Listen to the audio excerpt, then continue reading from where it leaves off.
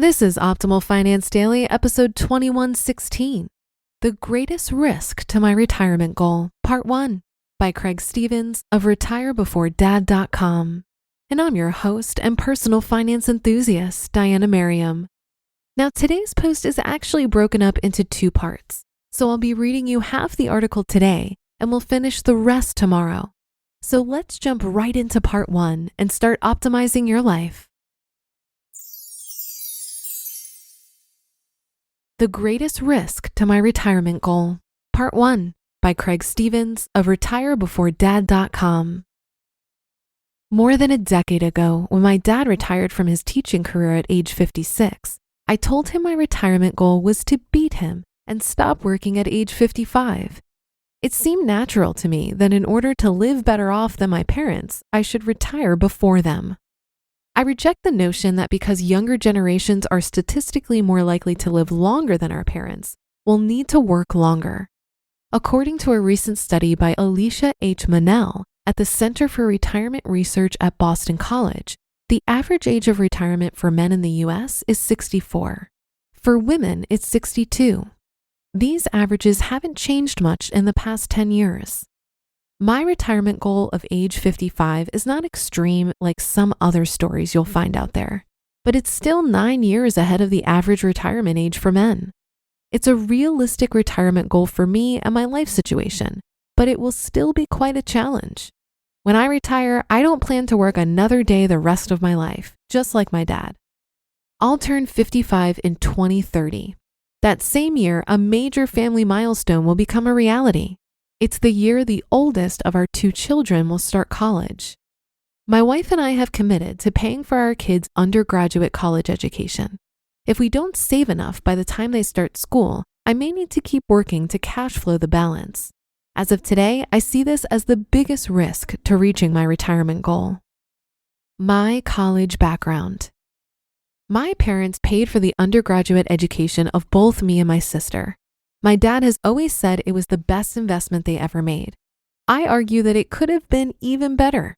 You see, I went to an out-of-state school. I received a quality education, but at a more expensive price than was necessary. Had I gone to a similar quality university that was in-state and less expensive, the return on my parents' investment would have been higher. They generously offered to pay for any college I chose to attend. My dad went to college, but didn't have a lot of options or resources when he chose a school. He obviously wanted me to go in-state, but didn't push it because he wanted the decision to be mine. All my parents asked for in return was that I work to cover living expenses, graduated in 4 years, and do the same for my kids' college education someday. I was stubborn in high school and wanted to go to an out-of-state school because that was my idea of adventure, going off to a place where I didn't know anyone. In hindsight, it would have been nice to see a few familiar faces from high school when I started my freshman year. College was a very positive experience and gave me the education I needed to start a lucrative career. But truth be told, I could have received my finance degree somewhere else for a lower price. When I chose my college, I did not consider the return on investment. That is, the return measured in cumulative salary after graduation on the investment, cost of tuition, living expenses, etc. Using very simplified numbers and a 5-year period, a basic ROI calculation for college works like this. Total cost of tuition and expenses, $100,000. Cumulative 5-year earnings after college, $250,000.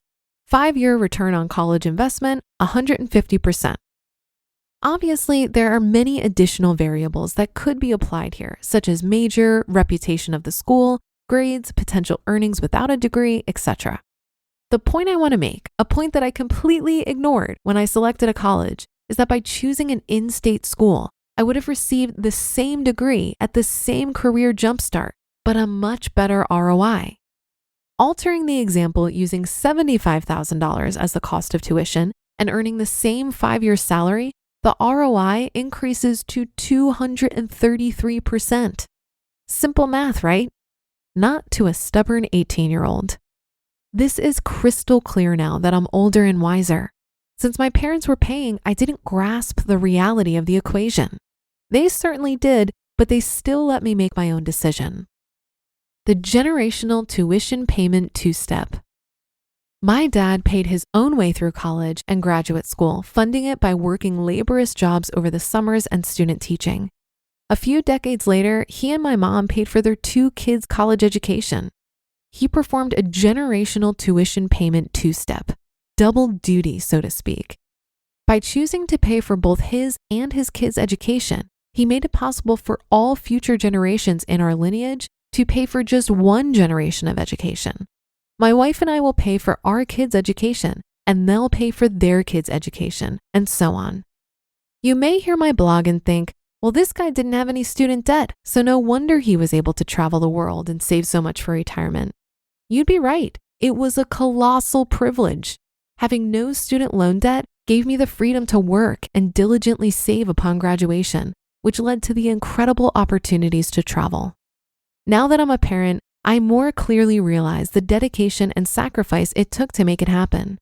Most importantly, college education savings is now a cornerstone of our family's financial plan.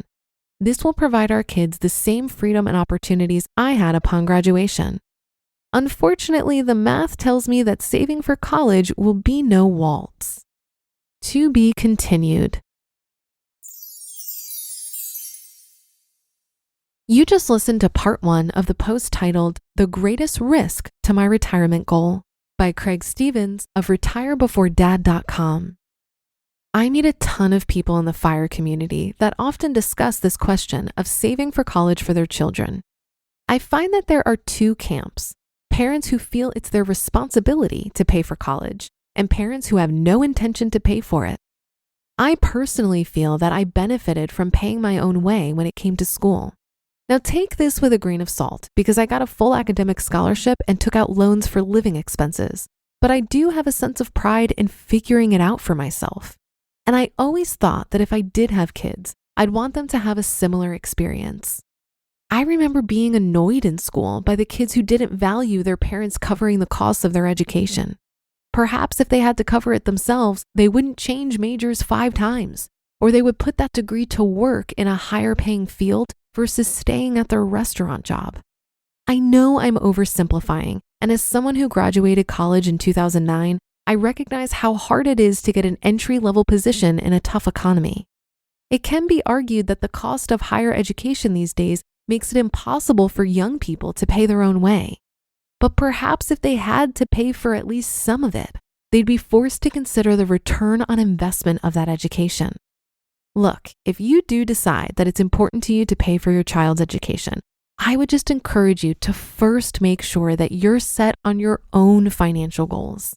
If paying for college is going to risk your own retirement or put you further into debt, perhaps it needs to be considered further. Your child can take out a loan for school. You, however, cannot take out a loan for your retirement. It's great to help your offspring get a good start to their adult life, but who's to say they'll be in a financial position to help you when you're in your elder years? And that should do it for today. Have a happy rest of your day, and I'll see you tomorrow, where we'll finish up this post and where your optimal life awaits.